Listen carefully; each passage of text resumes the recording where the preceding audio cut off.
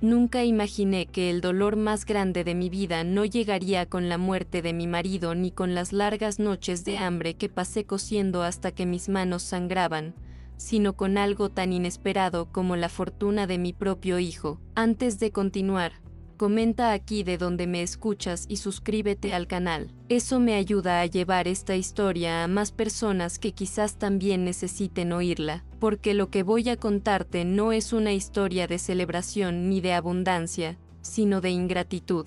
De esas que dejan cicatrices invisibles que pesan más que cualquier deuda de dinero. Recuerdo con una claridad cruel el momento en que la noticia llegó: mamá, ganamos la lotería. Esas palabras resonaron como un trueno en mi pecho, no solo por la magnitud del premio, sino porque pensé, ingenuamente, que la vida nos iba a regalar un respiro. Creí que después de tantos años compartiendo techo, después de tanta paciencia y silencios tragados, por fin iba a ver a mi hijo y a su esposa dar un paso adelante, agradecidos, libres y, de algún modo, generosos conmigo. Pero lo que siguió no fue gratitud, ni ternura, ni siquiera un gesto de reconocimiento. Fue distancia, frialdad, una forma de indiferencia tan helada que me atravesó los huesos en aquel mismo instante. Ellos, los que habían vivido 7 años bajo mi techo,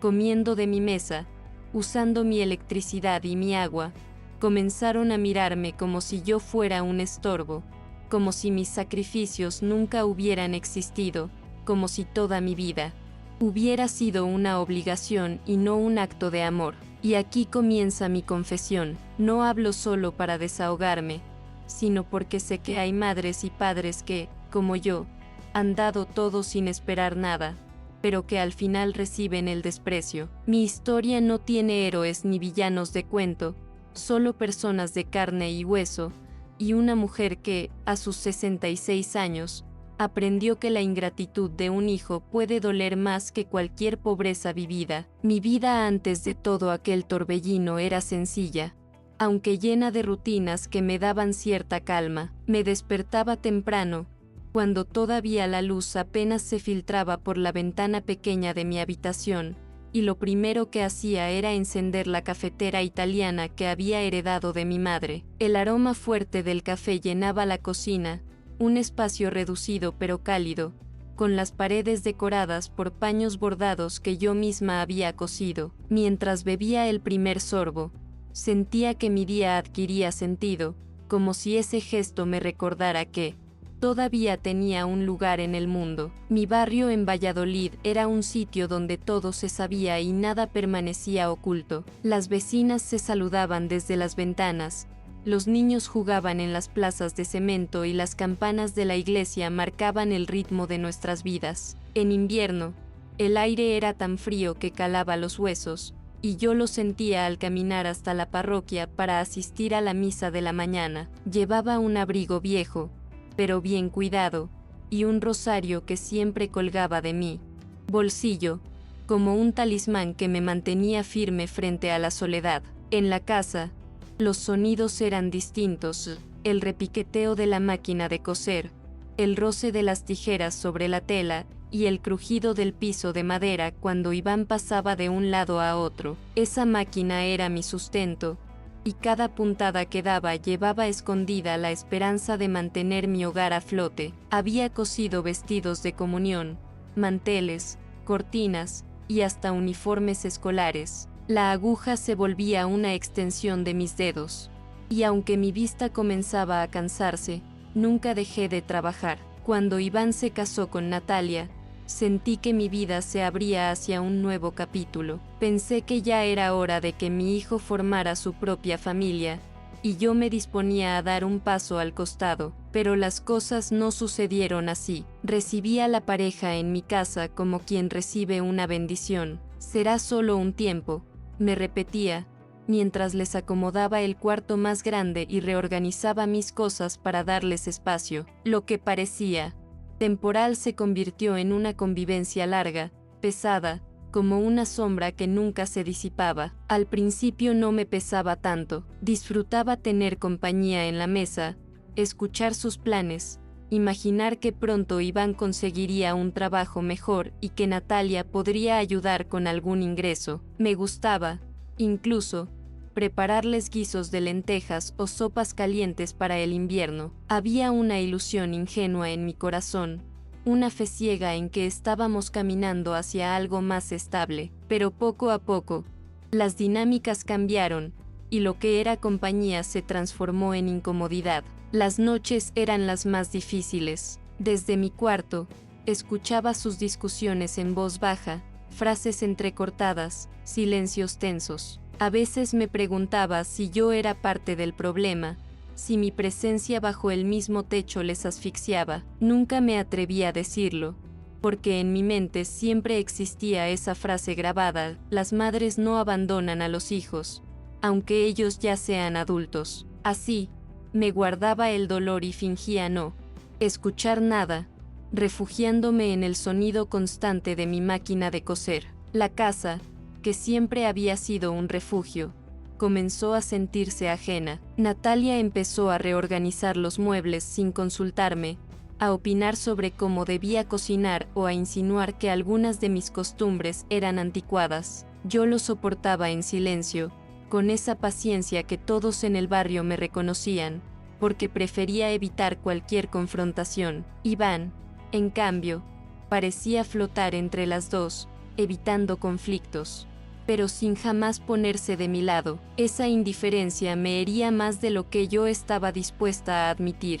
Fuera de casa, la vida seguía con su ritmo austero. Iba al mercado los sábados por la mañana, saludaba a las vendedoras de verduras que ya me conocían de años, y me detenía a conversar con las vecinas en la plaza. Ellas me preguntaban siempre cómo se adaptaban Iván y Natalia, y yo respondía con frases breves, evitando dar demasiados detalles. Nunca fui de exhibir mis problemas, y menos frente a un vecindario donde cada palabra podía convertirse en rumor. Los inviernos eran duros en Valladolid. La humedad se colaba por las rendijas de las ventanas y el viento golpeaba las persianas con furia. Aún así, yo encontraba una especie de consuelo en el calor de la cocina, en los guisos espesos que burbujeaban lentamente en la olla. El olor a pimentón, ajo y laurel se mezclaba con el de las telas recién planchadas, creando un ambiente que, para mí, era hogar. Esa combinación de aromas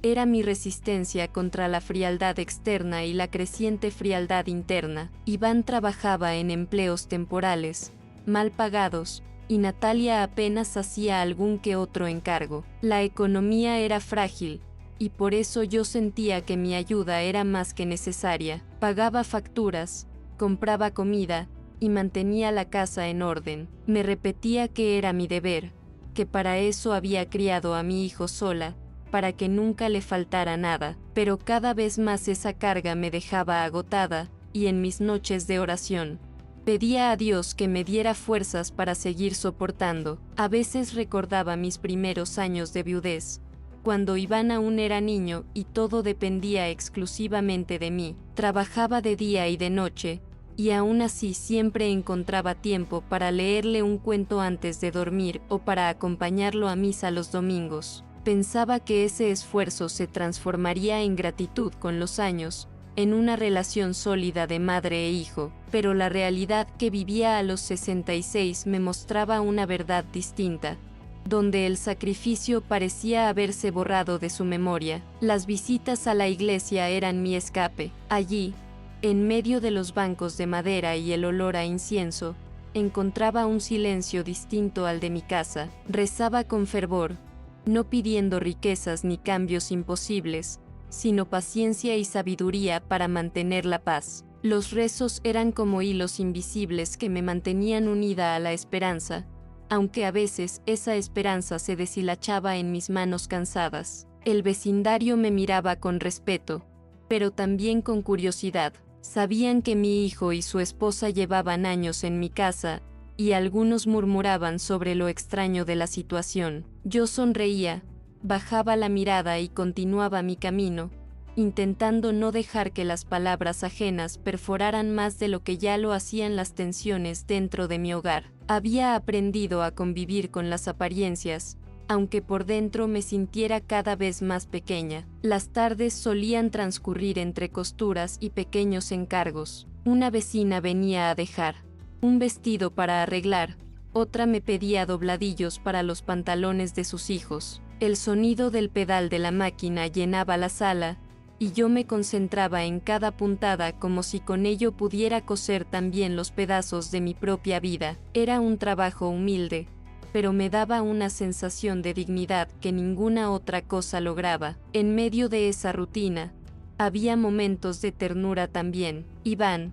a veces, se acercaba y me daba un beso en la frente antes de salir. Esos gestos me sostenían, me recordaban al niño que alguna vez fue, ese que me abrazaba fuerte cuando tenía miedo a las tormentas. Sin embargo, esos momentos eran escasos y cada vez más reemplazados por distancias largas, miradas esquivas, silencios que pesaban como piedras entre nosotros. Natalia, en cambio, parecía ocupar más espacio cada día. Con sus palabras cortantes y su manera de imponerse, me hacía sentir como una intrusa en mi propia casa. Había cenas en las que se apropiaba de la conversación, dejando claro que sus opiniones eran las únicas válidas. Yo masticaba en silencio, mirando el plato, intentando evitar un enfrentamiento que sabía que me desgastaría más de lo que podría soportar. El paso de los días se volvía repetitivo. Amaneceres fríos,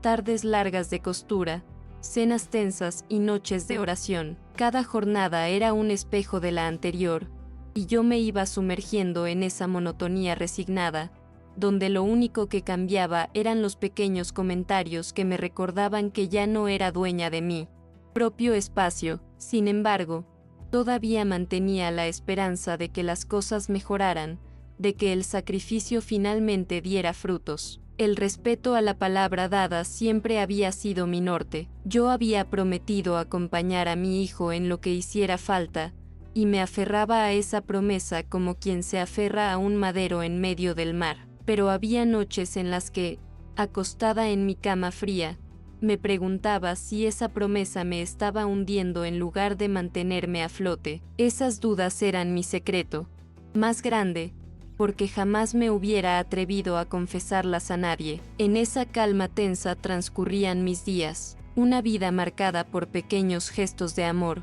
por rutinas repetidas, por silencios que escondían preguntas sin respuesta. No sabía que el destino estaba a punto de sacudirme de una manera tan brutal, que lo que parecía una rutina interminable se rompería en pedazos con una noticia que, al principio, creí que sería mi salvación, pero todavía estaba en la fase de creer, de esperar, de resistir, sin imaginar lo que vendría después. Así era mi vida antes del quiebre, una existencia discreta, silenciosa, sostenida por la costura, la fe y la paciencia, un día tras otro marcado por el olor del café, el sonido de las campanas y el eco de las palabras no dichas dentro de mi casa. Nadie hubiera podido adivinar que debajo de esa calma se gestaba un dolor que cambiaría mi vida para siempre. El día del sorteo comenzó como cualquier otro. Había preparado café y tostadas, y el murmullo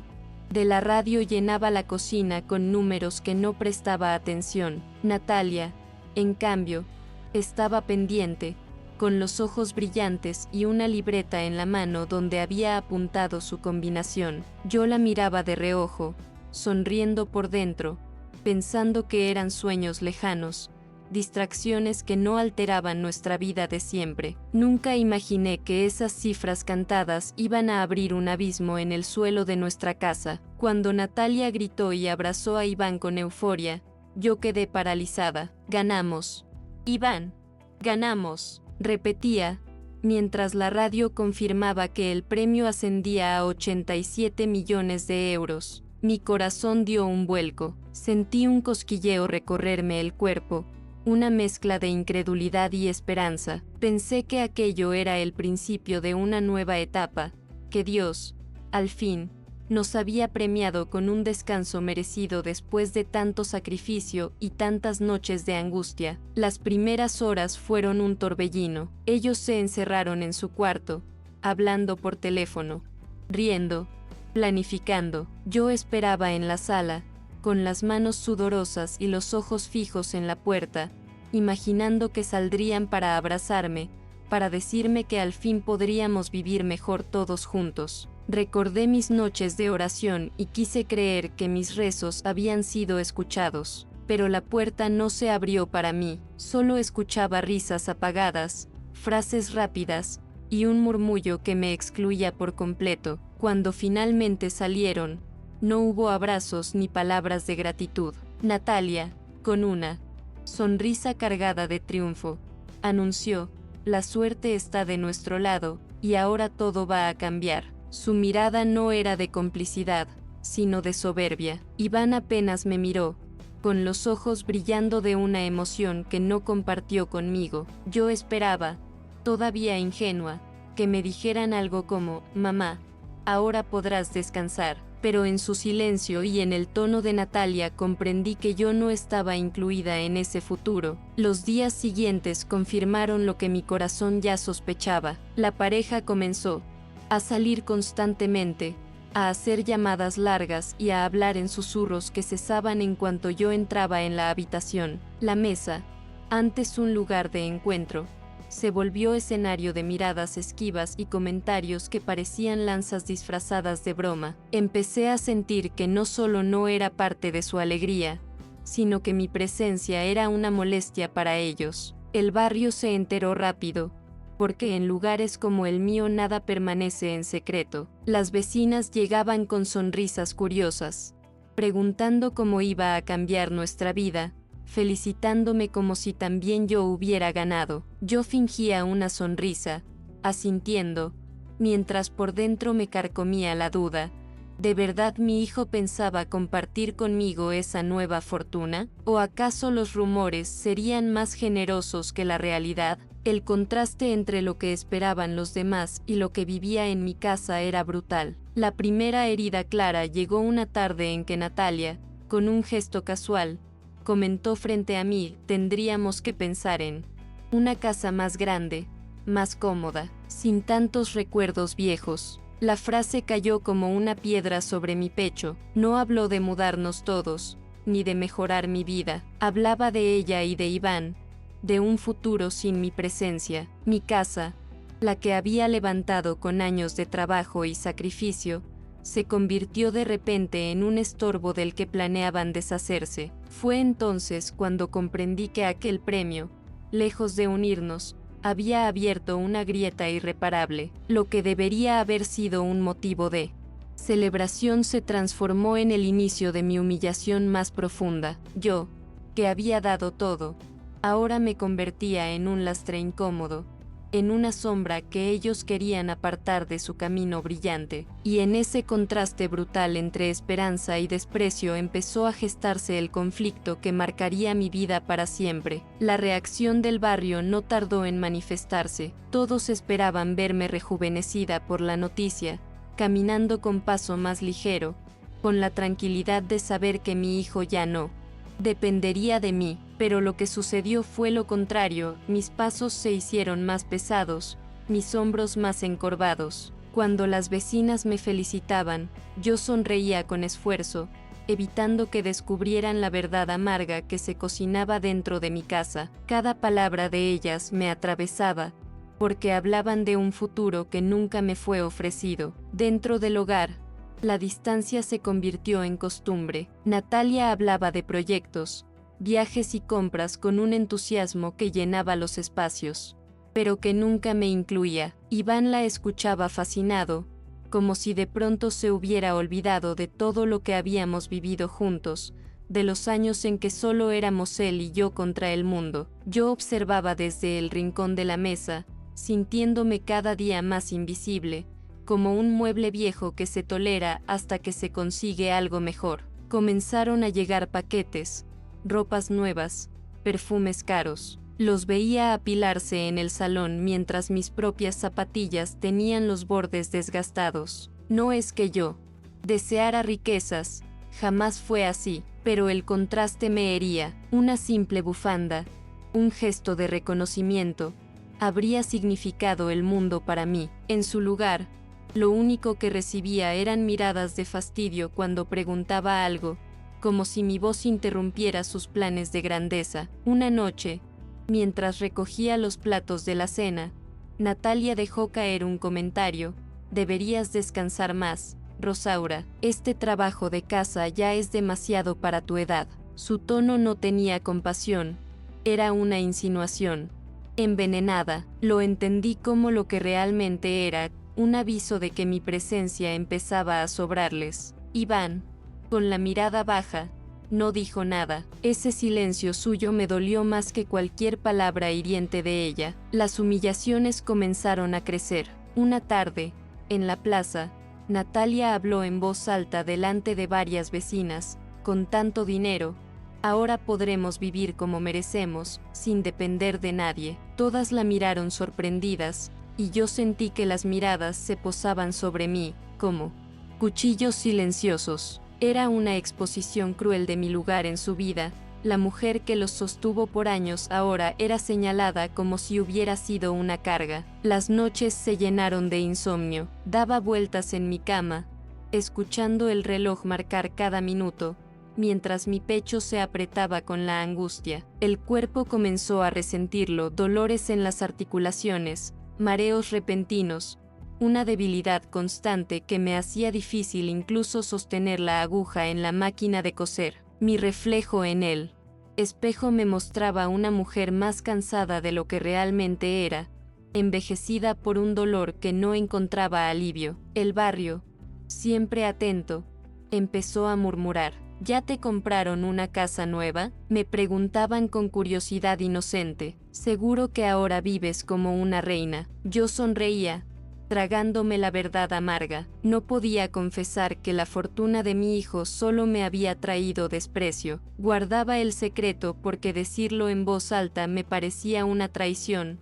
aunque en realidad la traicionada era yo. A veces buscaba consuelo en la iglesia. Me sentaba en el último banco, cerraba los ojos y dejaba que el eco de los rezos me envolviera. Pedía a Dios fortaleza, no riquezas. Quería entender por qué mi hijo se alejaba de mí precisamente cuando la vida parecía darnos una oportunidad de alivio. Me preguntaba si había fallado como madre, si mis sacrificios habían sido en vano, si el amor que yo le di nunca fue suficiente. Un domingo, después de misa, una vecina me abrazó con afecto y me dijo: «Qué suerte la tuya, Rosaura, ahora podrás descansar». Sentí las lágrimas arderme en los ojos, pero las contuve con una sonrisa. No podía confesar que mi realidad era la inversa, que en lugar de descanso sentía el peso de una soledad más amarga que nunca. Caminé de regreso a casa con el corazón estrujado, consciente de que la mentira de la felicidad era la única que me sostenía frente a los demás. La tensión en la mesa de casa se hacía insoportable. Las comidas, antes silenciosas pero compartidas, se convirtieron en campos de batalla disfrazados. Natalia lanzaba frases cortas, sarcásticas, que Iván nunca contradecía. Yo masticaba despacio, con la garganta apretada, temiendo que cualquier palabra mía desatara un conflicto. El pan sabía rancio, aunque fuera fresco, porque estaba impregnado de desprecio. Comencé a evitar estar en la misma habitación que ellos. Me refugiaba en mi cuarto, donde el olor a madera vieja y las fotos amarillentas de mi juventud me daban un poco de consuelo. Pasaba horas mirando la imagen de Iván cuando era niño, con su sonrisa inocente y su mirada confiada. Me preguntaba en qué momento se había transformado en un hombre incapaz de defenderme, en qué instante había dejado de ser aquel niño que me abrazaba fuerte en las tormentas. Los comentarios de Natalia se volvieron más crueles. Una noche, frente a Iván, me dijo: «Ya es hora de que tengas tu propio espacio, Rosaura. Nosotros necesitamos intimidad». Sus palabras eran suaves en apariencia, pero el veneno era claro. Querían que me marchara de mi propia casa. Esperé una reacción de Iván, una defensa, un simple «mamá se queda aquí», pero lo único que recibí fue su silencio, y ese silencio fue un golpe directo a mi corazón. Comencé a sentirme extranjera en mis propios muros. Caminaba despacio, procurando no hacer ruido, como si mi presencia fuera una molestia. La cocina ya no era mía, la sala tampoco, hasta el aire me resultaba ajeno. Me acostumbré a desayunar, sola, en un rincón, evitando coincidir con ellos. Me dolía cada gesto, cada mirada esquiva, cada palabra no dicha. El desprecio no siempre se grita, a veces basta con la indiferencia para destruir a alguien. El dolor físico acompañaba al emocional. Me despertaba con las manos hinchadas, los hombros rígidos, el pecho apretado como si me faltara el aire. Intentaba coser, pero las puntadas se torcían, las telas se arruinaban. Mi refugio, mi oficio de toda la vida, comenzó a fallarme. Era como si hasta la máquina de coser se negara a seguir sosteniéndome en medio de tanto abandono. Un día, mientras barría la entrada, escuché a Natalia hablando con una amiga por teléfono. Pronto tendremos la casa solo para nosotros. Sentí que el suelo se abría bajo mis pies. Era la confirmación de lo que ya intuía, pero escucharla decirlo en voz alta me desgarró. Me apoyé en la escoba para no caer, con los ojos ardiendo de lágrimas que no me atreví a derramar frente a ella. El vecindario, sin saberlo, se convirtió en juez. Las sonrisas curiosas, las preguntas insistentes, los rumores que crecían, todo eso me empujaba a un rincón cada vez más oscuro. Me convertí en tema de conversación, y eso me pesaba más que el desprecio de Natalia, porque sabía que, tarde o temprano, la verdad saldría a la luz, y yo sería la mujer humillada, la madre despreciada por su propio hijo. La fe, aunque tambaleante, era mi sostén. Rezaba en silencio, a veces con lágrimas resbalando sobre el rosario. Le pedía a la Virgen que me ayudara a soportar, que no me dejara caer en la desesperación. Pero había noches en que me preguntaba si Dios realmente me escuchaba, o si también él había decidido que debía cargar sola con ese peso. Cada día era una prueba de resistencia. Me levantaba, preparaba café, fingía normalidad, y cargaba con un silencio que me estaba consumiendo. La paciencia que antes era mi virtud se transformó en una condena. Nadie sabía cuánto dolía ser invisible en tu propio hogar, cuánto duele que la sangre de tu sangre te vea como una sombra incómoda. En ese ambiente cargado de desprecio y humillación, mi corazón comenzó a quebrarse poco a poco. La herida ya no era invisible, se mostraba en mis ojos apagados, en mis manos temblorosas, en mi voz cada vez más débil. Era un dolor que no podía ocultar para siempre, y aunque todavía resistía, sabía que el momento de ruptura estaba más cerca de lo que yo quería admitir. La humillación pública llegó de golpe, sin previo aviso, en una tarde de domingo. Habíamos salido a la plaza del barrio, donde la gente se reúne después de misa para conversar y comentar las noticias. Natalia, con ese tono altivo que había adoptado desde que el dinero entró en nuestras vidas, comenzó a hablar fuerte, como si quisiera que todos escucharan. Rosaura siempre se hace la generosa, pero en realidad nos tuvo aquí porque sola no podía con la casa. Fuimos más un favor para ella que ella para nosotros. Sentí como las miradas se clavaban en mi piel como agujas ardientes. Mi corazón latía con violencia, la sangre me subió al rostro, y por un instante pensé que me iba a desmayar allí mismo. Vi a Iván a su lado, con la mirada baja, sin una sola palabra para detener aquella crueldad. Me mordí los labios para no llorar, para no darle a Natalia la satisfacción de verme rota delante de todos. Pero la vergüenza era insoportable, como si estuviera desnuda frente a un tribunal que solo esperaba mi caída. De regreso a casa, el silencio entre nosotros fue más pesado que nunca. Cada paso que daba resonaba en mis oídos como un martillo. En mi pecho, la humillación ardía como una brasa imposible de apagar. Esa noche no pude dormir. Las palabras de Natalia me perseguían una y otra vez, repitiéndose en mi cabeza como un eco envenenado. Parásito disfrazado de madre generosa. No lo había dicho exactamente así,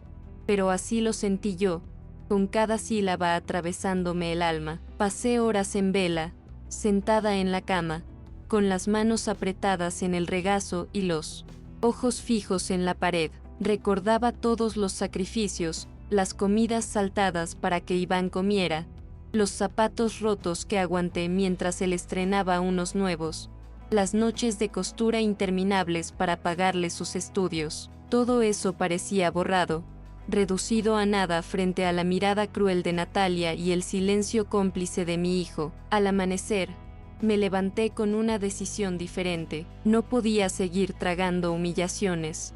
No podía permitir que mi vida se redujera a ser el blanco del desprecio. Caminé hasta el espejo y vi a una mujer cansada, con arrugas profundas y ojeras marcadas, pero también vi a alguien que todavía tenía dignidad. La dignidad no me la podían quitar, aunque intentaran, y esa idea, débil pero firme, comenzó a darme fuerzas. Esa tarde, convoqué a mi hermana y a 2 vecinas cercanas en casa. Les conté la verdad que había callado durante 7 años, que Iván y Natalia habían vivido a mi costa, que yo había sostenido el techo, la comida y las cuentas, esperando siempre que ellos encontraran su propio camino. Las palabras salían de mi boca con un temblor extraño, mezcla de miedo y liberación. Ellas me escucharon con ojos húmedos, sorprendiéndose de todo lo que había ocultado bajo esa fachada de paciencia. Al día siguiente, en la plaza,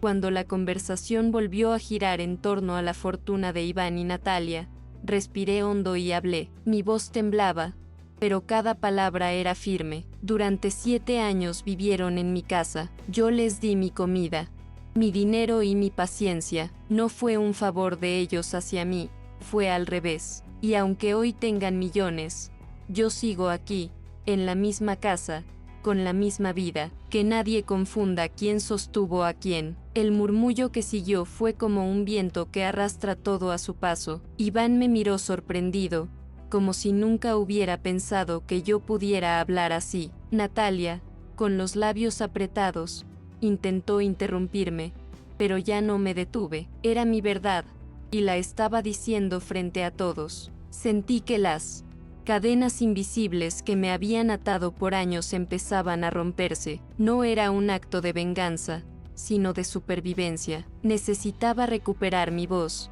aunque eso significara romper para siempre con la imagen de la madre sumisa que todos conocían. En ese instante, en medio de las miradas, supe que había llegado a mi punto de ruptura. No importaba cuánto doliera, no importaba lo que viniera después. Yo ya no estaba dispuesta a vivir arrodillada bajo el desprecio de nadie, ni siquiera del hijo al que había entregado toda mi vida. Esa convicción ardía en mi pecho como una llama nueva, pequeña pero poderosa, capaz de iluminar la oscuridad en la que había estado sumergida. Y aunque mis manos temblaban, aunque el corazón parecía querer salirse de mi pecho, experimenté una paz que hacía años no sentía. Había hablado, me había defendido, y por primera vez en mucho tiempo me reconocí en mis propias palabras. En medio del dolor, había un germen de libertad que ya nadie podría arrancarme. Ese fue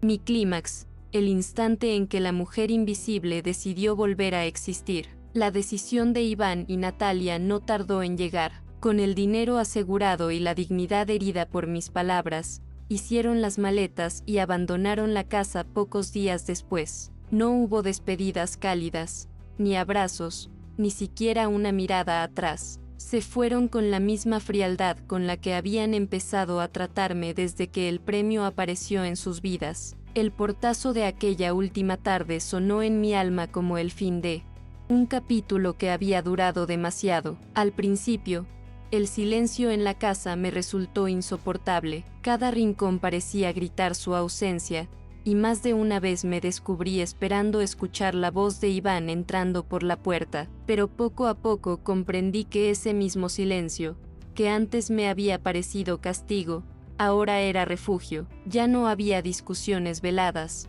ni miradas de desprecio en la mesa, ni tensiones flotando en el aire. Solo quedaba yo, y mi propio ritmo. Los vecinos, ¿qué habían sido testigos de mi humillación y de mi valentía al hablar. Comenzaron a acercarse con gestos de respeto, una taza de café ofrecida, un pan dejado en la puerta, una palabra de aliento en la plaza. No eran millones, pero era reconocimiento, y en esos pequeños gestos encontré una reparación silenciosa, la confirmación de que no estaba sola, de que mi voz había valido la pena. Con el paso de los meses, mi vida volvió a la austeridad de siempre, pero algo en mí había cambiado. Mi casa, antes ocupada y tensa, se convirtió en un espacio de paz. Redescubrí el valor de mis rutinas, de la misa en las mañanas, de mis costuras tranquilas, de la soledad elegida. Ya no vivía esperando gratitud de nadie. Había aprendido que la dignidad no depende de lo que otros te den, sino de lo que una decide no permitir. Hoy, a mis 69 años, miro hacia atrás y comprendo que no fui derrotada. Tal vez no tenga fortuna, ni hijos agradecidos a mi lado, pero recuperé algo que ni el dinero ni la ingratitud pueden comprar: mi libertad interior. Y en ese hallazgo silencioso, descubrí que a veces perder a los que hieren es la única manera de ganarse a una misma.